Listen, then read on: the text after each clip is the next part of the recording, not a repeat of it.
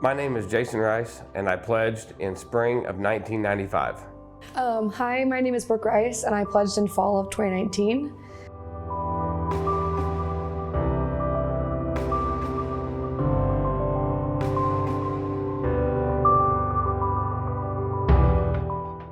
My major was industrial technology, and I started in fall of 1993, and I graduated in December of 1997. I am originally from North Vernon, Indiana, and I currently reside in Columbus, Indiana. I started in the fall of 2019. My major is social studies education, and I graduated in May of 2023. Reamer Club meetings on Monday nights were long and drawn out when I was in the club. It was funny because I always had something better to do. Me and my roommate were really big into professional wrestling back in the day, and Monday Night Raw was always on Monday nights. So I always wanted to get out of the meeting and get home so me and my roommate could watch professional wrestling on Monday nights. Reamer Club meetings when I was in the club were there was always something interesting happening. Most of the time they ended at Harry's after the meeting when I was turned 21. But most of the time they were long, drawn out, but always enjoyed getting to see people I knew and all the things like that. It was called I-Night. At that time, we were off campus for I-Night. It was terrifying, honestly. You had no idea what was going on. You've studied your butt off trying to know all this stuff, and then half or 3/4 of the stuff that you studied, they didn't even ask you. And it was a long night, it was cold, and it ended very, very well. The brunch in the morning on Sunday is always a fantastic thing.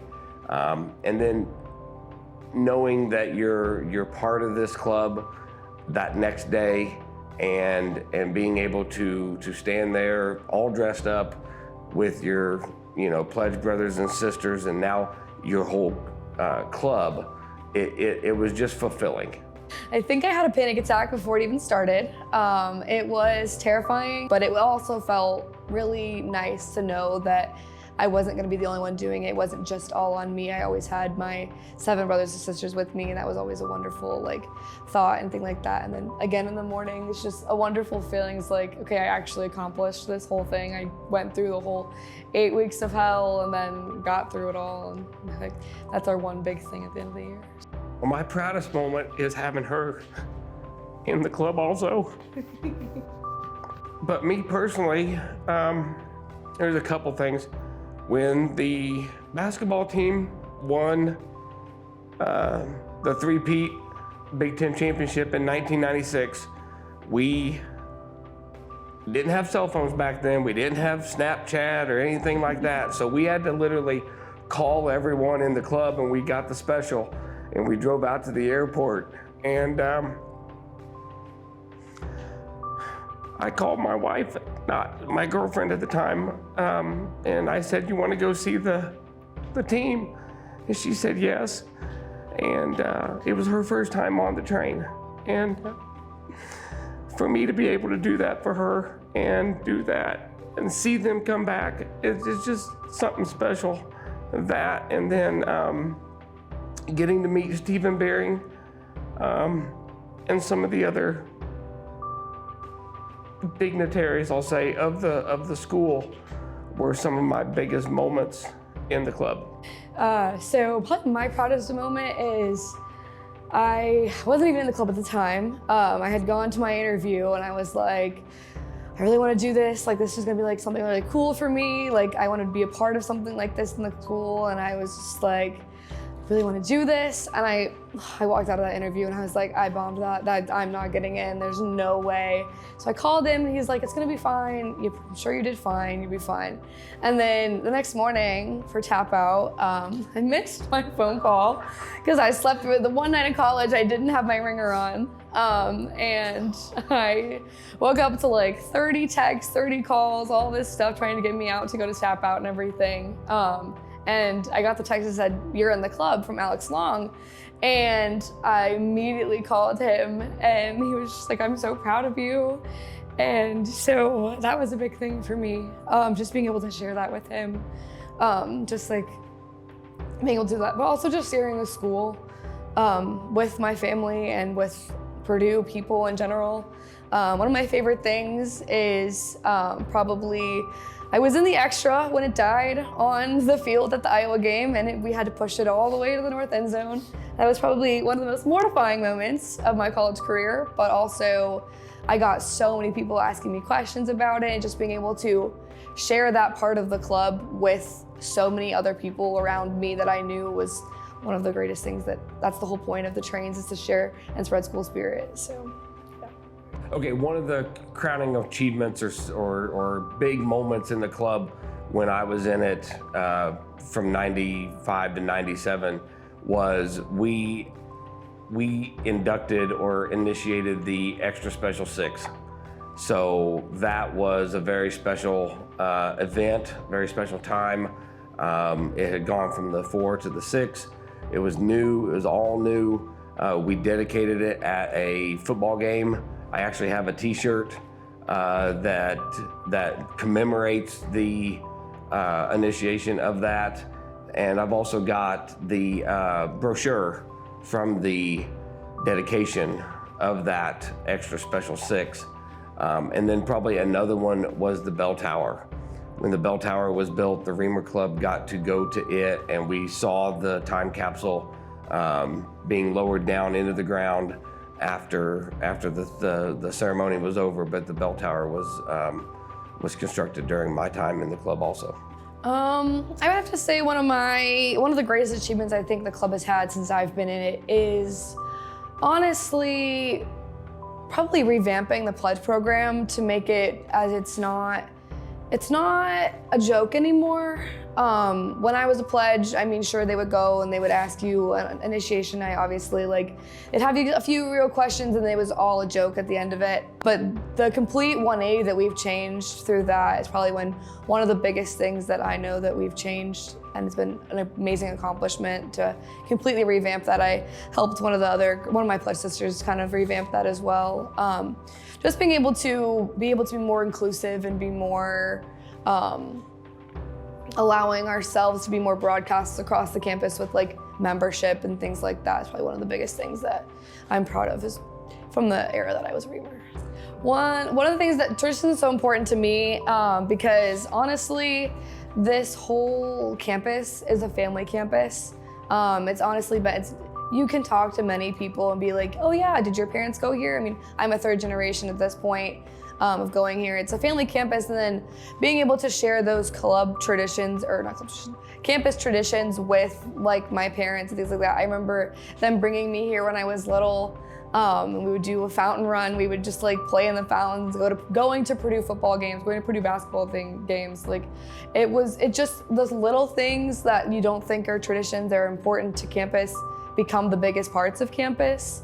And being able to continue that on when I'm a student here is just one of the most amazing things that I could have ever thought of going to a school like this. Tradition at Purdue means so much because I am a first generation Purdue student. No one in my family had come up here. My sister followed me here, and then I married into a family from Lafayette where everybody went to Purdue. And the tradition of the football games, the basketball games, the hello walk, the train tracks, the Stanley Coulter, the University Hall being being the tallest building on campus, the red brick, everything has a meaning. And that is what it is meant to be for people like us to go and again, spread the spirit of Purdue around. I've brought people up to this campus who have never been up here, and I have given them tours. I've told them about everything that I remember from the club and everything about this university, and they walk away going, wow, I never knew that. And now they do. And it just gets the Purdue name out there, and it's just fabulous. Because like Brooke said, this is home. See, one of the things I don't think that you probably even know is during BGR, my tour guide, like my BGR TL, he was like, I don't really know what that building is. It's somewhere there. I was like, I know it is. I know what it is.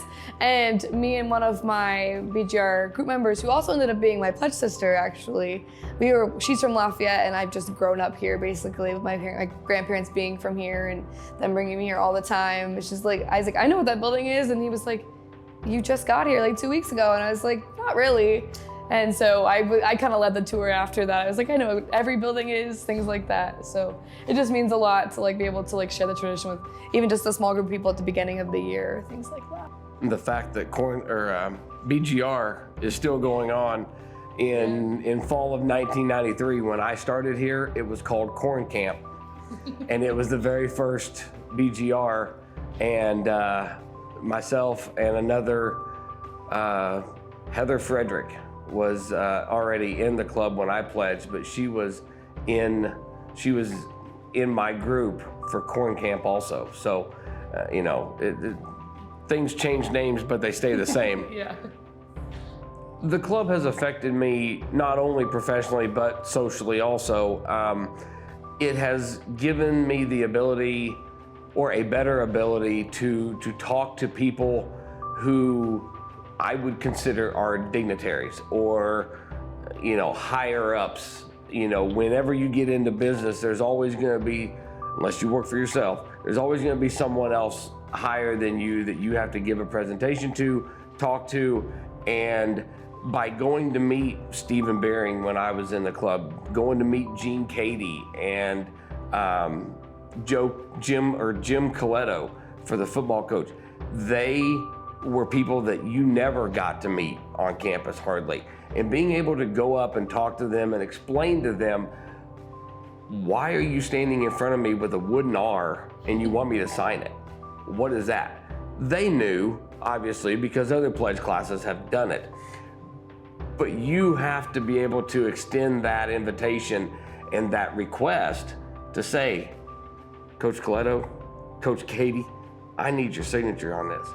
And being able to talk to them has helped me professionally in my business career, in my engineering career, to go forward and be able to talk like that.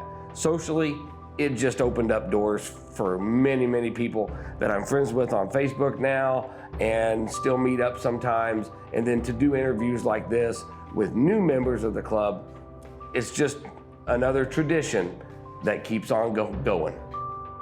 So socially and professionally, this club has helped me in so many different ways. I would like to think myself as an outgoing extrovert kind of person, but until I had to talk to people on Free Ride Fridays when I was an active member and be like, yeah, this is what we're doing, or even go to away games and do things like that. I'd be like, this is why we're here. People what is this? Be able to just explain myself and thoroughly tell other people, just being able to be more comfortable in my own skin and being able to you know what, if people don't really know what I'm doing, I can explain that, or if they don't really want to talk to me, that's fine. I can share as much or as little as they need to. So being able to learn how to explain myself and how to be a little bit more outgoing and just be more sure of myself, definitely the club, it being in a club of just 52 people that are your friends, you just know that sure, you're gonna do some goofy things, but people are still gonna love you for it. And being able to just be completely myself socially, this club has been a tremendous help for that. Professionally, I'm just starting out, but Purdue's gonna open doors, always. Just saying the Purdue name is always gonna do that. And then being able to be yeah, I was a part of the Purdue Reamer Club, and then people are well, what is that? Being able to explain that kind of thing is also another thing. It's oh, that's really cool. And then furthering that conversation and getting more people to know about those kinds of things is totally something that I am ready and open for, those kinds of conversations and things like that. But especially just starting out, not much yet. She's gotten to do a lot of the new things that I never got to do. Again, like she said, when they revamped the pledge program, they've revamped a lot, and again, today is a different day than it was when I was in the club 25, 30 years ago. So obviously she is going to do different things than I got to do, but there are things that she is getting to do or did do that I also got to do. And it's something that is really special. The first time she got to drive the extra on the field of the football game, that hit home, because not everybody gets to do that. That is something special that not only in a club of 52, there's only 6 games a year at home. And that's something special. So if you're an extra pilot, get in line to do that, because it's something special. And I'm not really sure how many father-daughters, mother-sons, any combination of that get to say that they did it, but we did. We both got to drive the train on the football field. Being able to like, yeah, I'm gonna do that. And he was like, you know, you're like one of like 20 people that get to do that every year or whatever, like less than that. But then also just being able to share like kiddie breakfast clubs with him, like when he would come on crew with me, things like that. Like being able to like do wake ups and go to Mitch Daniels' house and be like, yeah, I got to do this too when he was there. That's just like something that like I really like. I love that we both get to like be able to share those experiences, and like being able to bring him back for football games and like do things like that together has just been really special. Like sharing not only the school, not only the club, but like just like better our relationship that way has been something that will always change. It's so cool because on weekends I would come up here, we would come up here, my family would, and then me and my wife would go on Kiddie Breakfast Club with them and go to Triple X and get to meet the new Reamers that are in the club now, talk to their parents who are on the train with us, tell them that I was in the club also, and it just, oh really, you were? What was it like back when you, well, club, you know, the team didn't stay at a hotel and we didn't go down there and get them and get to drive them back to the football field when we were in the club and stuff like that. I mean, we didn't do that kind of stuff with them. But, you know, now, again, everything has changed. The train park's in a different spot. Pretty hard when we have a good football win to rush the field from the south end zone, but where we were parked on the ramp going down to the field, there was plenty of times that we were able to rush the field for football games while we were there.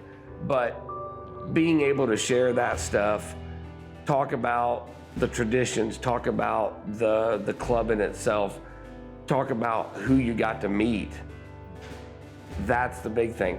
I've always said, it's not what you know, it's who you know. And when you get to meet Coach Matt Painter, Mitch Daniels, Jeff Brom, you know, getting to meet those guys, and then taking that, they won't remember you, but you will remember that going forward, and you'll always have that treasured. The one time she got to drive the extra on the field, Mitch came down and talked to her and the co-pilot. And I mean, she got a button on her pot with that picture on it. So he was really walking cool. by and I was just like, hey Mitch, which totally slipped. Like I was like, I should not call the president Mitch, and he came over and talked to me, and just like being able to just share like that kind of stuff and being able to like just create those kinds of relationships definitely is like one of the most important things that the club does for me. It's like opens doors with people in Purdue and things like that. I mean, the softball coach, I know she's not an honorary, but like being able to be open and open doors with like the networking and things like that through like the important honoraries and Purdue people that we see every day now as Reamers. So like they just recognize us now. It's just like, it's a wonderful feeling. You're like, yeah, those are the Reamers. Those are the people that are always gonna have our back.